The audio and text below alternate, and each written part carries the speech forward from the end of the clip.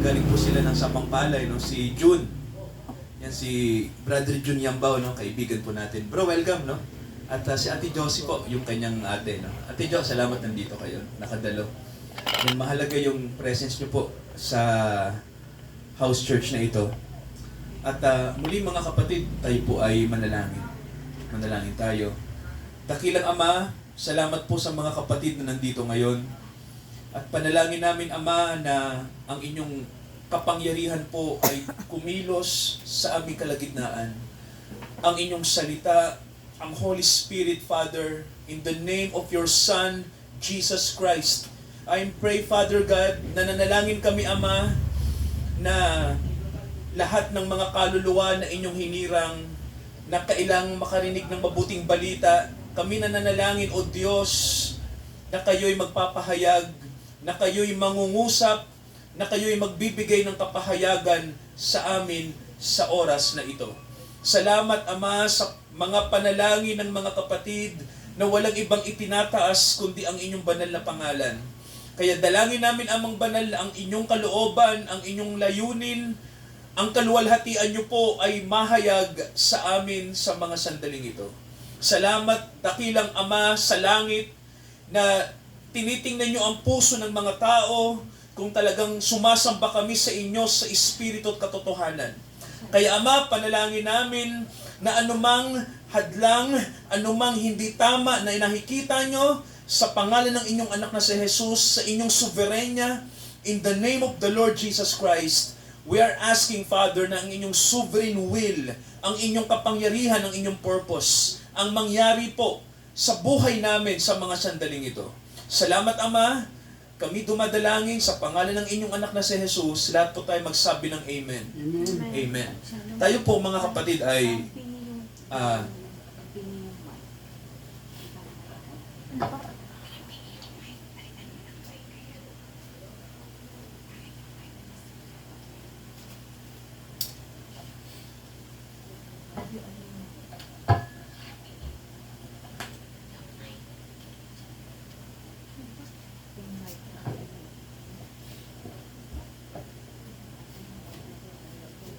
tayo po'y tumayo, mga kapatid. Sa pagbasa po ng salita ng Diyos, ating basahin po.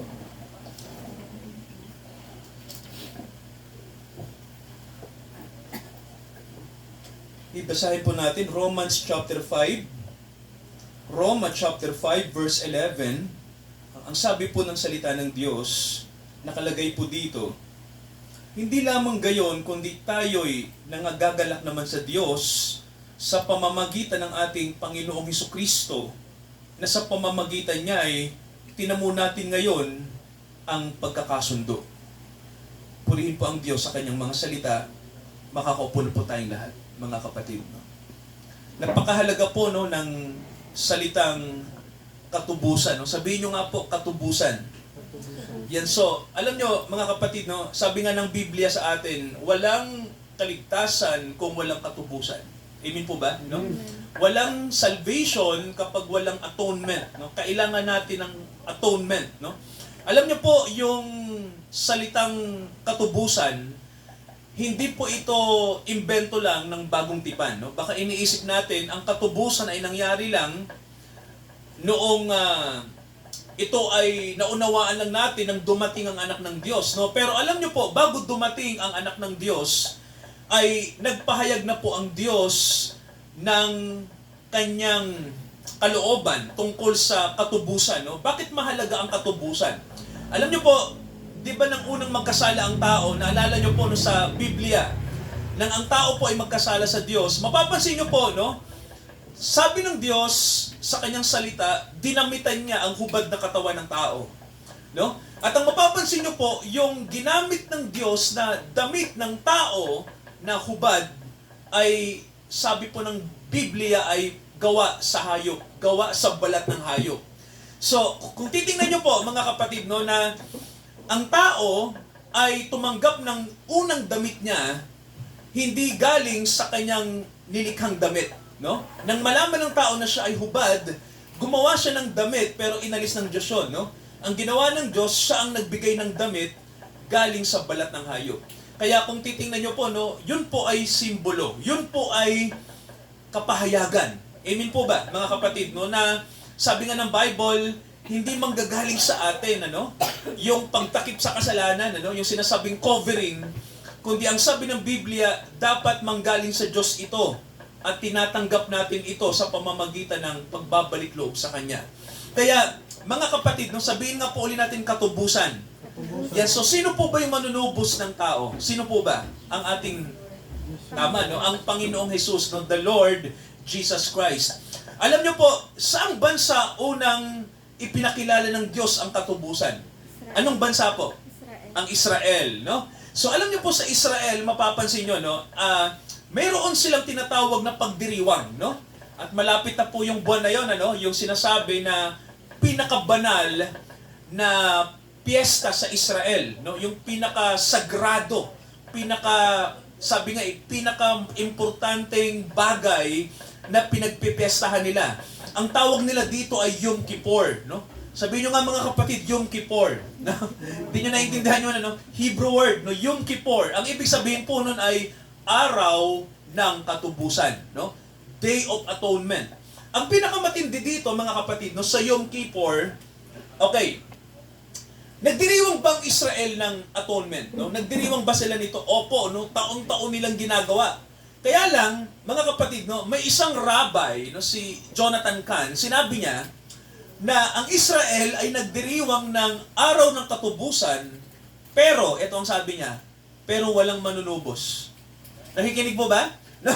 Nagdiriwang ang Israel ng araw ng katubusan, pero walang tigapagtubos. So bakit po? Kasi mga kapatid, naalala nyo, tama ba? Makinig kayo, di ba?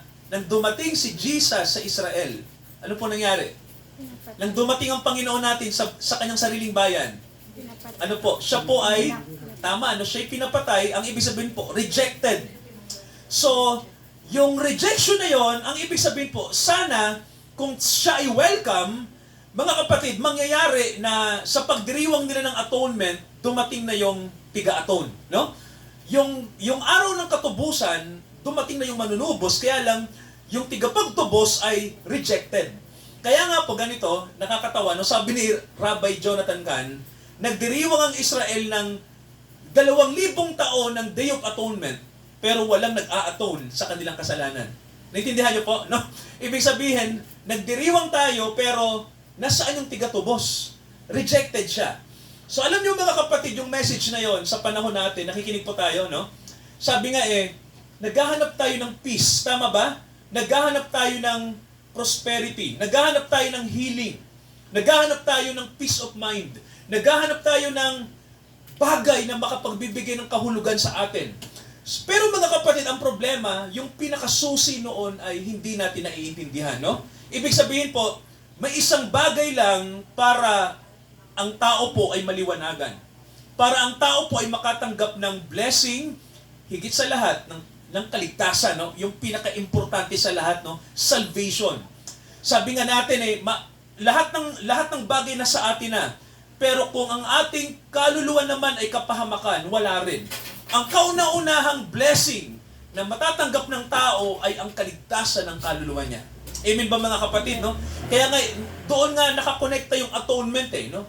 Kaya nga may katubusan kasi ang dapat matubos ay ang ating kaluluwa. Amen ba mga kapatid, no? Mula sa kasalanan, no? Sabi ng Bible, basahin ko po yung verse sa inyo, no, na dapat tayong matubos mula sa kapangyarihan ng kasalanan. Sabi ng Ephesians chapter 2, pakinggan nyo to, mga kapatid, no? Kung bakit ang tao po ay kailangan niya ng atonement o katubusan. Sabi rito, chapter 2 ng Ephesians verse 1, ano pong sabi? Kayo'y binuhay niya, ano pong sabi?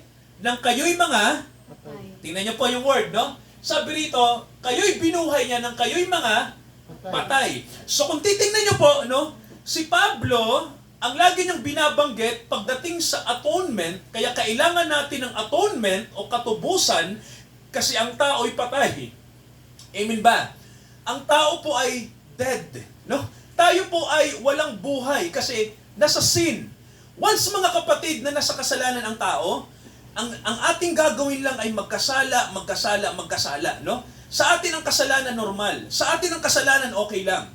Pero mga kapatid, kapag dumating yung sinasabing atonement, sabihin nyo nga po ulit, katubusan. Ayan, no? So pag dumating ang katubusan, magtataka ka kasi ang iyong makikita, mga kapatid, no, ay kakaiba sa lahat. No? Why? Kasi mga kapatid, kapag dumating na yung liwanag tungkol sa kasalanan, makikita mo na delikado ka pala. Naintindihan niyo po, no?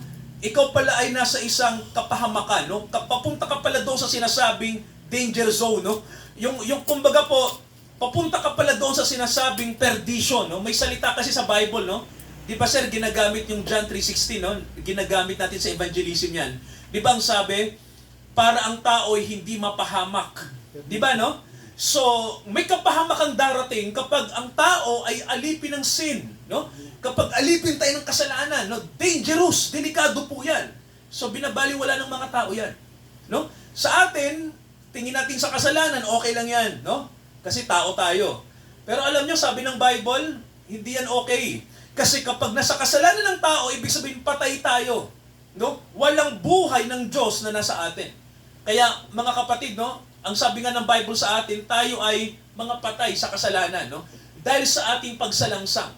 Ngayon, ang sabi ng Bible, kapag tayo po ay wala pang atonement, no? Wala pa tayo sa katubusan, ang sabi, anong sabi ng Bible? Naglalakad tayo ayon sa lakad ng mundo. Amen po ba? No? Sabi ng Bible, no? Naglalakad ang tao ayon sa lakad ng mundo. So ano bang lakad ng mundo? Mga kapatid, no? Ano ba ang kalakaran ng sanlibutan? Basahin natin yung 2 Timothy. Anong nakalagay? Tingnan natin, no? 2 Timothy, tingnan nyo po ang sabi. 2 Timothy chapter 3. Okay, tingnan natin ano yung magiging culture ng mundo. Okay? Sa ating panahon, no? Tingnan natin. Chapter 3 ng 2 Timothy mula verse 1. Okay, ano bang kalakaran ng sanlibutan? Tingnan natin mo. Anong sabi ng verse 1? Sabi rito, alamin mo sa mga huling araw. Ito po yun, ano? In the end of days, ang sabi, darating ang panahong mapanganib. Ano pong sabi ng Bible, mga kapatid, no? Inulit, perilous times, mapanganib na panahon. Why? Bakit? Sabi ng Bible, mapanganib ang panahon natin, hindi lang dahil sa gyera, hindi lang dahil sa pagtaas ng bilihin, hindi dahil sa oppression ng nasa estado, di ba? Hindi yun eh. Ang sabi ng Bible, kaya ang panahon natin ay mapanganib, not just because of war, hindi dahil may darating na salot o COVID, hindi ito yung panganib sa atin eh. Ang panganib ay, tingnan nyo po, ang tao ay magiging what? Ang sabi ng Bible, ang tao ay magiging maibigin sa kanilang sarili. Nakita nyo po? Yan ay dangerous.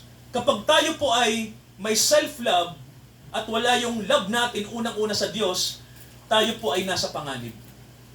Sabi ng Bible, ang tao ay magiging maibigin sa kanilang sarili. Ano po pong sabi? Maibigin sa pera, mayayabang, mapagtungayaw, mapagmalaki, masuwayin sa mga magulang, mga walang turing, mga walang kabanalan. Mga kapatid, ang lahat ng ito ay rampant sa panahon natin.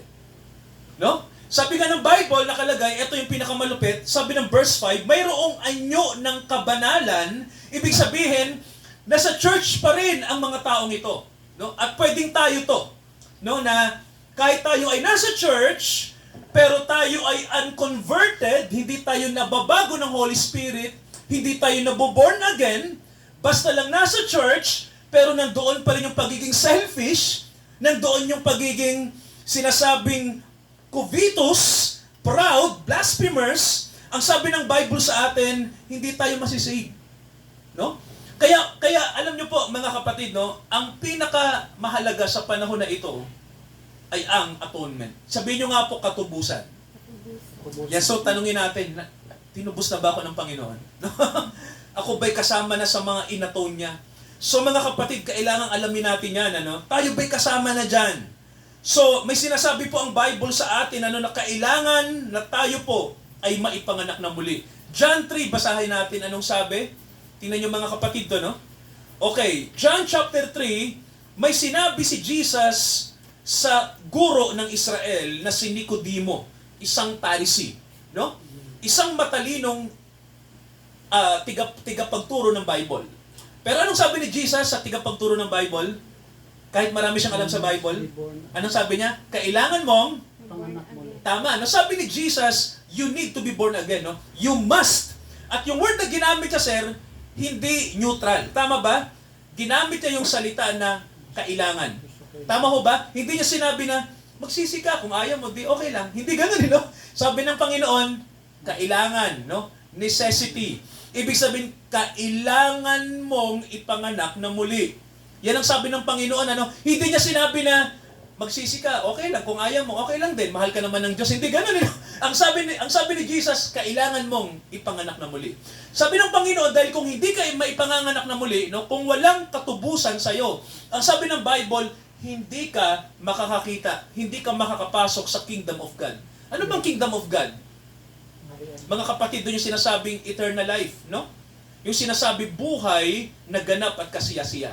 Kaya sabi ng Bible sa atin, kahit si Nicodemo na religious, hindi pa rin siya born again, no? Kaya nga sabi ng Panginoon sa kanya, you must, no? Sabi niya, kailangan mong ma-born again. Kaya alam niyo mga kapatid, may tanong ako, si Nicodemo ba na-challenge? Nakikinig? Nakikinig po ba? Di ba sir, sa usapan nila ni Nicodemo, dyan ibinukan ng ating Panginoon yung verse 16, no? Anong sabi niya? Basahin natin mga kapatid sabay-sabay. Tingnan natin yung ano, no? Dito sinabi ni Jesus ang kilalang verse na to, no? Sa John 3:16. Sabi niya, for God so loved the world, no? Pinahayag ni Jesus sa isang tao yung revelation, no?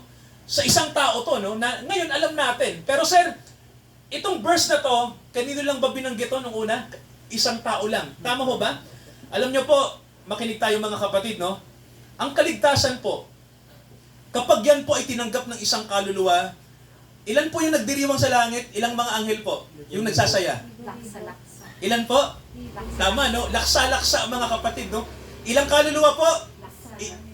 Ilang kaluluwa ang kailangan para magdiwang ang mga anghel? Isa. No? Kaya mga kapatid, alam nyo po, ang goal ng household, no? Ang goal po natin. Alam nyo po, hindi kami nag-goal na magparami ng tao. Hindi po. Hindi kami nag-goal na maging kilalang sekta. Hindi rin ho, no? Hindi ganon. Ang goal po natin ganito, kung ikaw ay nasaan mang denomination, ang goal natin, ikaw ay maipanganak na muli.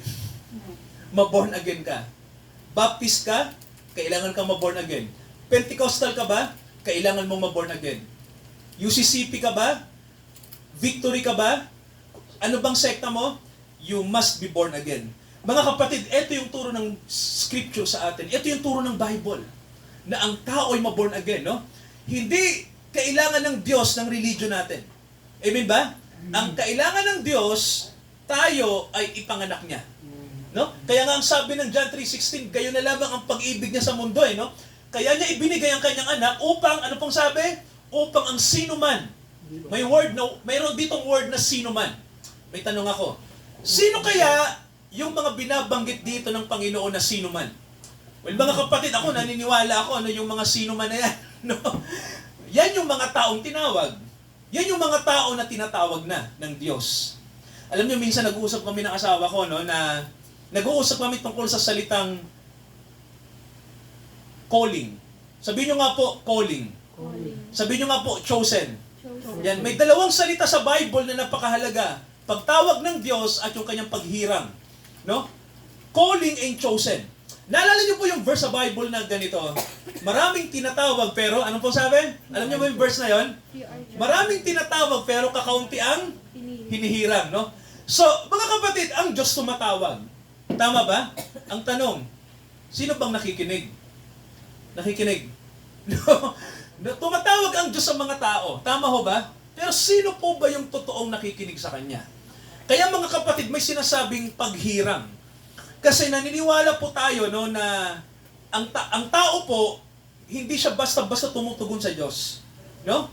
Matigas ang ulo ng tao. No? Sabi nga ng Bible, tayo po ay may problema pagdating sa obedience sa Diyos. No? Sir, ang unang tao, sumunod po ba sa Diyos? Ang unang tao? Di ba nabuwal? No? Sabi nga nahulog sa pagkakasala. No? Hindi tayo consistently na sumusunod sa Diyos. Kaya nga sa Bible may nakalagay mga kapatid na ang tao ay nahulog sa pagkakasala.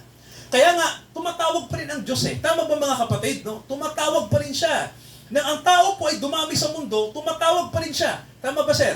Nung panahon ni Noah, tumatawag siya. No? Nung panahon ni Abraham, tumatawag siya. Nung panahon ni Moises, tumatawag siya.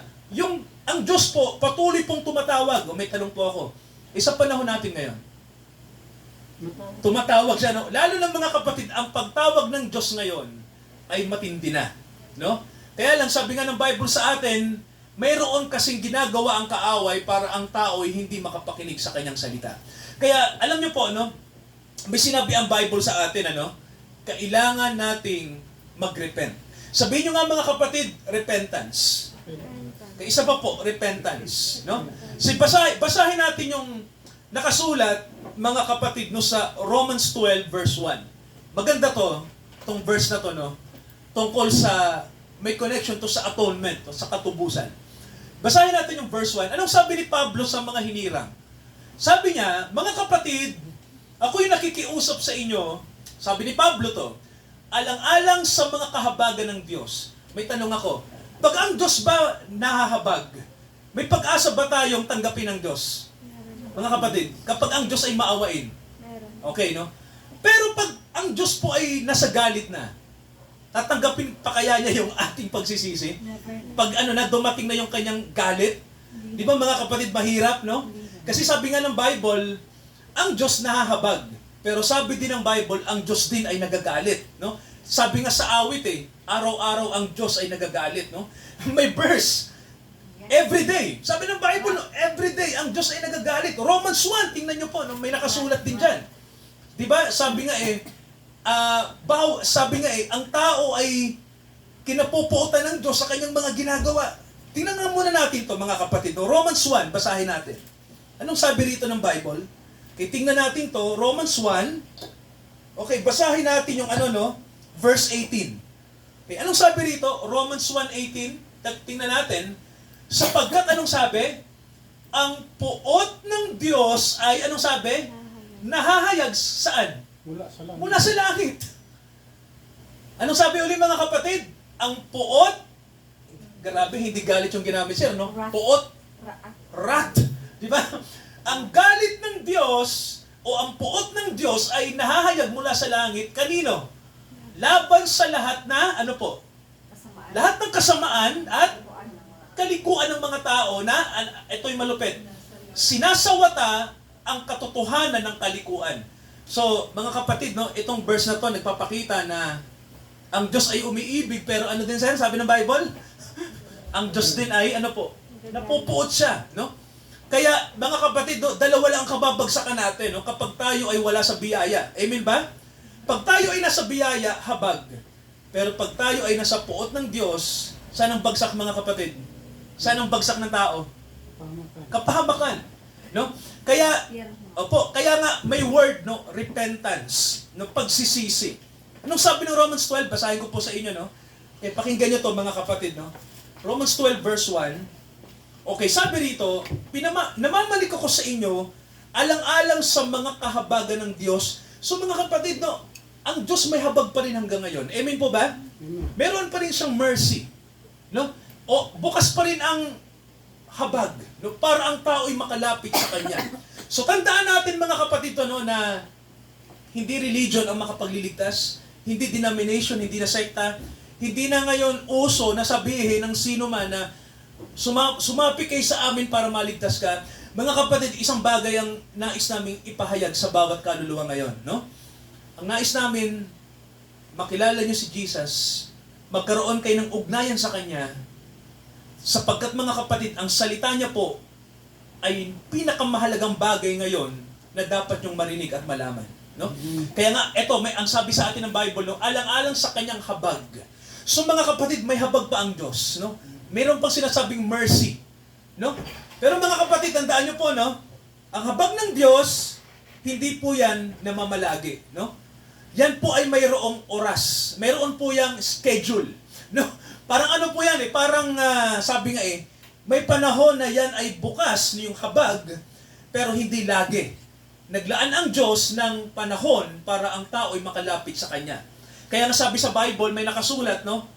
Ang katubusan po, kapag dumating na yung huling batch, Di ba may nakalagay sa Bible, no? Yung huling makakapasok sa biyaya. Ang sabi ng Bible, sarado na ang biyaya. Sarado na. Wala nang pwedeng pumasok pa. No? Pag nagsara na ang grace, tapos na. Alam niyo mga kapatid sa Israel, no? Para alam niyo sa Israel, nagsara ang biyaya nang hindi nila tinanggap. Sino po? Jesus. Mga kapatid, ano nangyari? Hindi nila tinanggap ang Panginoong Jesucristo, no? Nagsara ang biyaya sa Israel. Alam niyo po, ang Israel, para alam niyo, 2,000 taon walang Israel. Naintindihan niyo po? Sila po ay binasag ng imperyo ng Roma. Ibig sabihin mga kapatid, ang bansang Israel ay nawala. Nawala sila sa mapa. Mayroong Israel, pero yung lupain ng Israel ay sinakop ng imperyo ng Roma. No? At iba ang nangalaga sa bansang yan.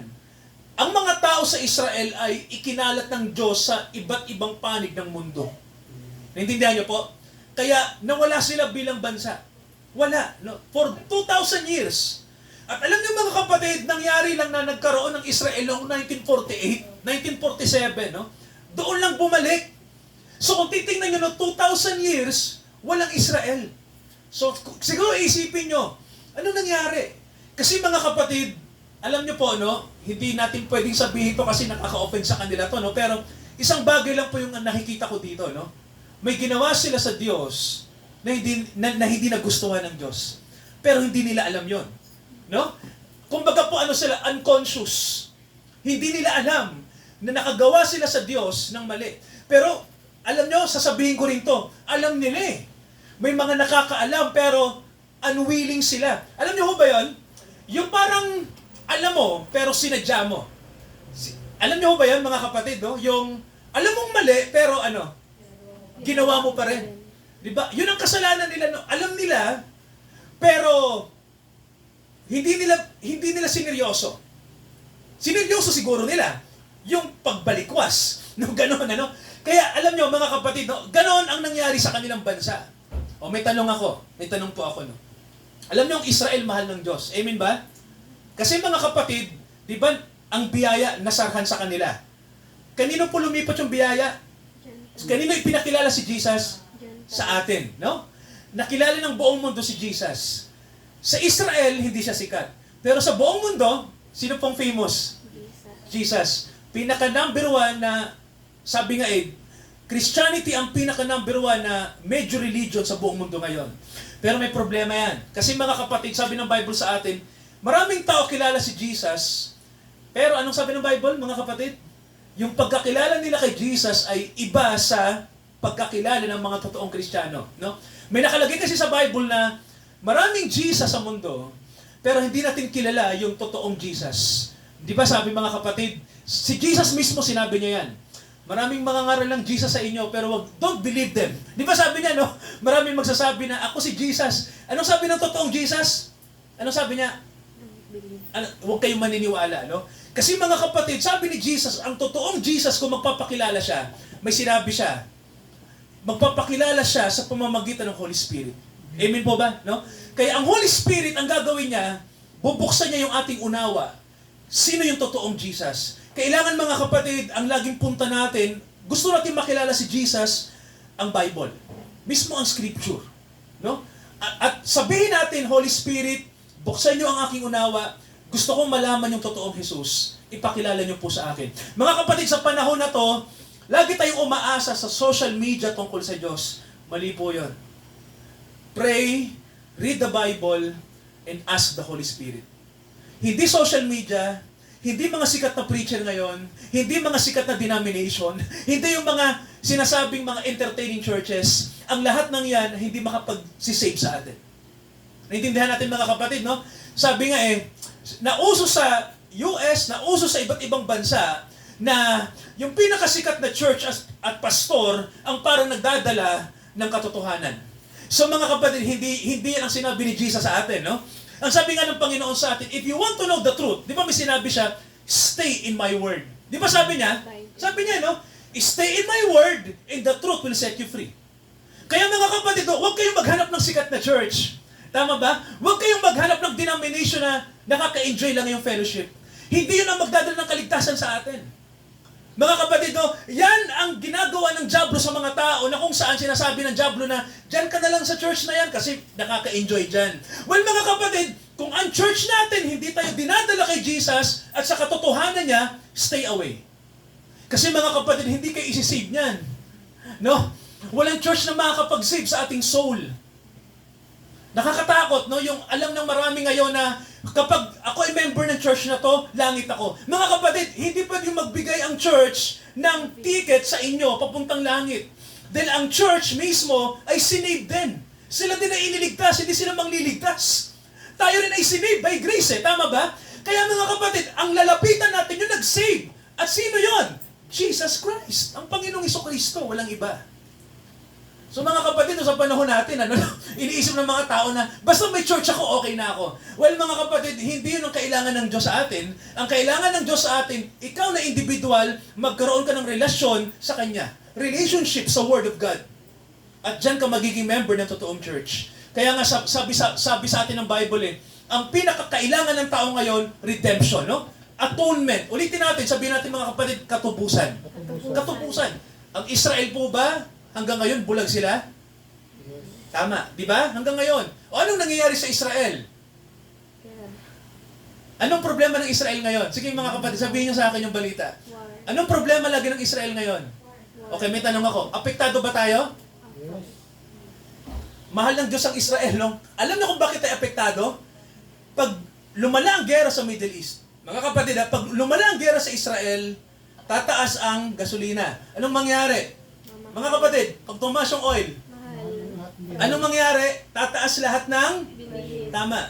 Pag tumaas ang gasolina, ang langis, tataas lahat. So, apektado ang economy ng mundo. At tayong lahat ay magkakaroon ng krisis. Kaya, alam nyo, mga kapatid, no? Siguro may nag-iisip sa atin, bakit kasi ang Diyos, ang mga bansa sa gitnang silangan, ang nagpopondo ng langis sa mundo? Marami namang ibang bansa, tama naman. Pero bakit nga ba sa Middle East ang pinakamalaking pondo ng oil? Kasi mga kapatid, alam natin, ang mga bansa sa Middle East, diyan kasi ang Diyos nagpakilala eh. Tama ba? Saan ba galing ang Bible? Sa Middle East. Di ba? Saan ba ito nasulat? Sa Middle East. Mga kapatid, no? Sagradong lugar ang gitnang silangan. Pero anong nangyari? Mga kapatid, no? Ngayon ay puro kaguluhan, no? Dahil sa religion, dahil sa politics, at iba't ibang issue. Pero alam nyo nga, may sinabi ang Bible sa atin, may isang pwedeng magdala ng peace sa atin. Tama ba? Pag dumating na siya. Kaya mga kapatid, no, nag-i-evangelize tayo sa Israel hanggang ngayon. Amen ba? Pero alam nyo po, ito yung nakakatuwa. Anong kalaban ng Israel ngayon? Sinong kalaban nila? Iran. Ang Iran. Alam nyo bang Iran, in fairness, ang dami nang nakakakilala sa Iran tungkol kay Jesus Christ. Alam nyo ba na ang Iran, kahit magkatunggali sila sa Israel, marami nang nako-convert sa Iran kay Jesus. Marami nang nakakakilala. Kaya mga kapatid, no, pagdating sa gera, gusto ko kapayapaan. Kakampi ako sa Israel kung ang Iran ang talagang may kasalanan. Tama ba? At mga kapatid, pero hindi ibig sabihin na yung mga kapatid natin sa Iran ay pababayaan natin. Tama ho ba? Kasi sabi ng Bible sa atin, ang mga Kristiyano at ang mga Hudyo, hindi po magkalaban. Amen ba mga kapatid? Ang Israel at ang Iran, ang mga Christians, no? Ang mga Christians, we are not enemy. Hindi tayo magkatunggali. Tayo po ay magkakapatid. Yan ang totoo, no? Sabi nga ni Pablo, ang mga Hudyo at ang mga mananampalataya ay magkakapatid, hindi magkahiwalay. Pero sir, anong nangyari? Dahil sa religion, anong po nangyari? Dahil sa relihiyon, dahil sa politika, nag-aaway-away ang tao. Tama ba mga kapatid, no? Religion, politics, nagkakaroon ng war. Family feud, inggitan, kapangyarihan. Alam niyo po, ang lahat ng yan ay hindi sa Diyos. Mga kapatid, sa araw na to, ako'y nananalangin na tayo po ay sasamahan ng Diyos. At kung sino man sa atin dito, mga kapatid, ang nangangailangan ng katubusan galing sa Diyos, kayo po ay aking inaanyayahan na manalangin. At sa panalangin nyo po, personal, ipresenta natin ang ating mga puso sa Diyos. Sabihin natin, Ama, ako'y makasalanan, ako ay maraming pagkakamali, namumuhay ako sa mali, ako'y isang hipokrito, kailangan ko po ng habag para ako'y mabago. Ipanalangin natin ito mga kapatid, no? Sabihin natin ito sa Diyos, baguhin niyo ako, gawin niyo akong bagong nilalang. Ama, sa pamamagitan ng inyong anak na si Jesus, change me. Baguhin niyo ako from the inside out.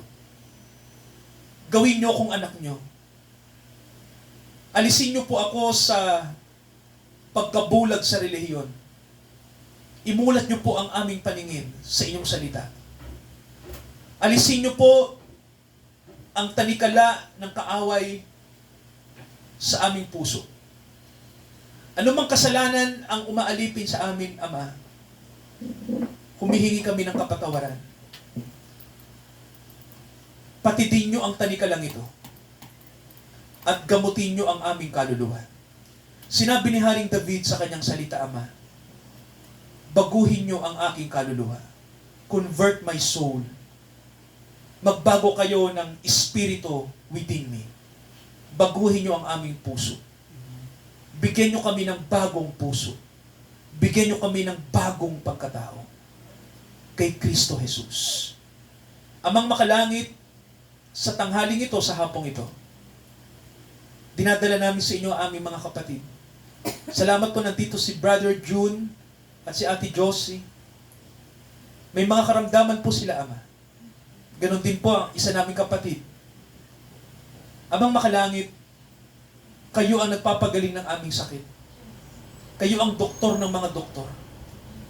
Kaya, Ama, sa inyong habag, kaya nyo kaming alisin mula sa pagkakaratay at muling palakasin upang maipaglingkod namin ang buhay namin sa inyo. Kaya, Ama, dumating nawa ang inyong habag at ang inyong makapangyarihang pagpapagaling sa aming mga kapatid na nabanggit ko po sa inyo. Ibigay nyo po ang kanilang needs. Kayo po ang magbigay sa kanila ng mercies.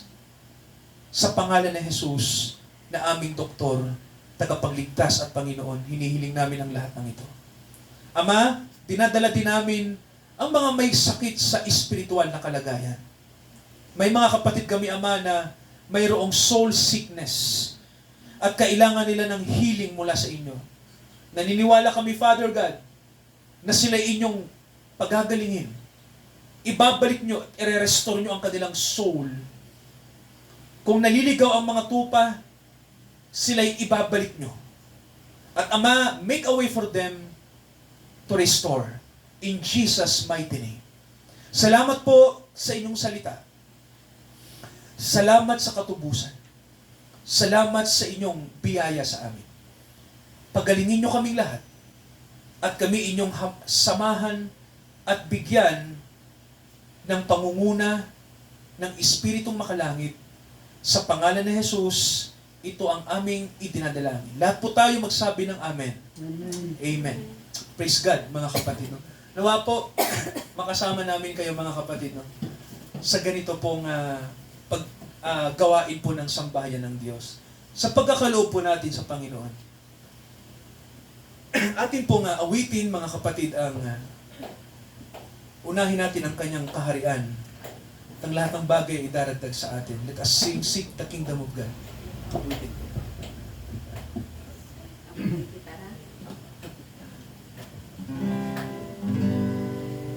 Seek ye first thy kingdom of God and His righteousness, and all these things shall be added unto you. Hallelujah, hallelujah.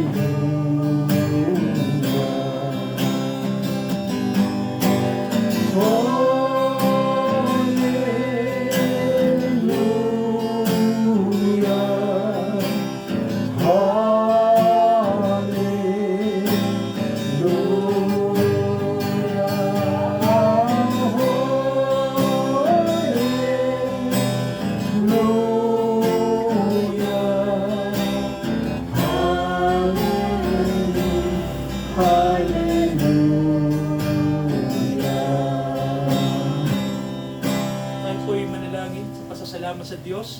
Sir Alan? Ama, maraming salamat po sa aming mga handog na binigay po sa inyo, Ama. Pagyamanin mo po ang kakunting handog na ito ng siksik, liglig at umaapaw, Ama. Ama, sa mga naghandog, sa mga nagbigay, Opo. sila po i-bless niyo po, Ama, ng siksik, liglig at umaapaw. Ama, ang alay ng ito, naway paramihin niyo po, Ama, at makatulong sa lahat ng pangangailangan sa iglesia. Ganun din po, Ama, sa mga kinakailangan transportasyon ngayon na Yes, maayos Jesus. nawa at ibigay niyo po Praise God. ang iyong tulong, Ama. Habagan niyo po na may mga gamit nawa ang aming pastor upang gamitin sa kanyang mga lakad, lalong-lalo na po sa iyong salita. Ama, Yes. itong aming panalangin in the name of the Lord Jesus Christ. Amen. Amen. Hallelujah. Amen. Tinatalaga namin, Ama, ang lahat ng bagay, ang transportation na inyong ibinigay para makapag-evangelize pa kami. Kayo po ang magbigay ng habag. Kahit po sa mga makinang ginagamit, sa machinery na automobile na ginagamit ang mga tao, Father, ay kinakasangkapan nyo para mabilis ang transportation namin. Father, gamitin nyo po muli ang inyong biyaya para makapag-abot pa kami ng maraming kaluluwa. Ama, gamitin nyo ang mga kapatid din, nasaan man sila, saan nyo man sila idako, gawin nyo silang daluyan ng inyong biyaya. Ama, dinadalangin namin, lahat ng kaluluwang nandito ngayon, dumating ang healing, dumating ang biyaya, dumating sa kanila ang habag. Yes, Lord. Sa pangalan ni Jesus na aming manunubos at tagapagligtas na nahahabag sa amin. Sa Diyos na sa atin ay nagmamahal at tinatawag tayo sa biyaya. Lumagunawa tayo, lumalim sa kanyang biyaya. Ngayon hanggang sa muling pagdating ng ating Panginoong Hesukristo upang ang lahat ng mga bansa ay yumuko sa Kanya at kilalanin siyang Panginoon ng mga Panginoon, Hari ng mga hari. Sa Kanyang pagparito, masumpungan niya tayo na nagtatapat, na nagmamahal sa Kanya ng buong puso, isip, lakas at kaluluwa. Maging isa nawa tayo sa Kanya sa pangalan ng Ama at ng Anak at ng Banal na Espiritu. Amen, Amen, at Amen. Amen. Amen.